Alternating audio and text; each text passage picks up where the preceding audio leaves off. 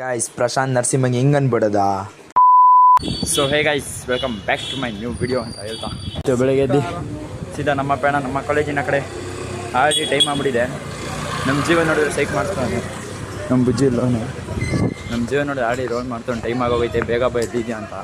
ಅದಕ್ಕೆ ಇವಾಗ ಕಾಲೇಜ್ ಕಡೆ ನಡ್ಕೊಂಡು ಬಸ್ನ ಹತ್ಕೊಂಡು ನಮ್ಮ ಪಯಣ ಕಾಲೇಜ್ ಕಡೆ ಅಂತ ಇವಾಗ ಕಾಲೇಜ್ಗೆ ಹೋಗ್ತಾ ಇದ್ದೀವಿ. ನಮ್ಮ ಬುಜ್ಜಿಯವರು ಇಲ್ಲಿ ಕೂತಿದ್ದಾರೆ, ಹಾಗೆ ನಮ್ಮ ಹಾಗೆ ನಮ್ಮ ಜೀವನ ಅವ್ರು ಕೂತಿದ್ದಾರೆ. ಎಲ್ಲ ಕೂತ್ಕೊಂಡು ಇವಾಗ ಕಾಲೇಜ್ಗೆ ರೀಚ್ ಆದೆ. ಕಾಲೇಜಲ್ಲಿ ಇವತ್ತು ಯಾರು ಬಂದಿಲ್ಲ, ಅದಕ್ಕೆ ನಾನು ನಮ್ಮ ಪ್ರಶಾಂತ್ ಹಾಗೆ ಇಲ್ಲಿರೋ ಬಾಯ್ಸ್ ಎಲ್ಲ ಚಿಲ್ ಮಾಡ್ತಾ ಇದ್ದೀವಿ.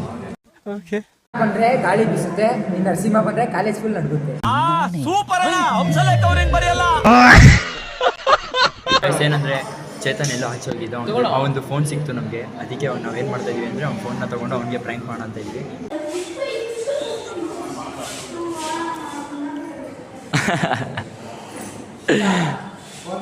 ಐಸಿಲಿ ಇವನು ನೋಡ್ರಿ, ಒಂದು ಫೋನ್ ಕಳ್ದೋಯ್ತೆ ಅಂತ ಬೇಜಾರಲ್ಲ ಅವನೇ. ಇಲ್ಲಿ ನೋಡ್ರಿ, ಈ ಪಾಪ ಅವ್ನು ಫೋನ್ ಹುಡುಕ್ರು, ಅವ್ನ ಫೋನ್ ಹುಡುಕ್ತಾ ಅನ್ಕೊಳೋ ಅಲ್ಲಿ ಸಾಯ್ತು ಅವ್ನು ಫೋನ್ ಹುಡುಕಿ. ಬೇಸ್ ವಿಡಿಯೋ ಆನ್ ಮಾಡಿದ್ರೆ ಏನೋ ಮಾತಾಡ್ತಿಲ್ಲ. ವಿಡಿಯೋ ಇಂತ ಮುಂಚೆ ನಿಮ್ಮ ತಾಯಣ್ಣ ಇಕ್ಕು, ನಿನಗೆ ಗೊತ್ತಿಲ್ವಾ, ಅದು ಗೊತ್ತಿಲ್ವಾ ಅಂತ ನನಗೆ ಕೇಳ್ತಾನೆ.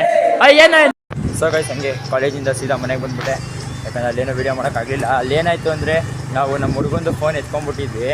ನಾನು ವೀಡಿಯೋ ಆನ್ ಮಾಡೋಸಲ್ಲಿ ಅವನು ಫೋನ್ನ ಕೊಟ್ಬಿಟ್ಟಣ ವೀಡಿಯೋ ತೆಗಿಯೋಸಲ್ಲಿ. ಅದಕ್ಕೆ ಸುಮ್ಮನೆ ಅದೇನು ಮಾಡೋಕ್ಕಾಗಲಿಲ್ಲ.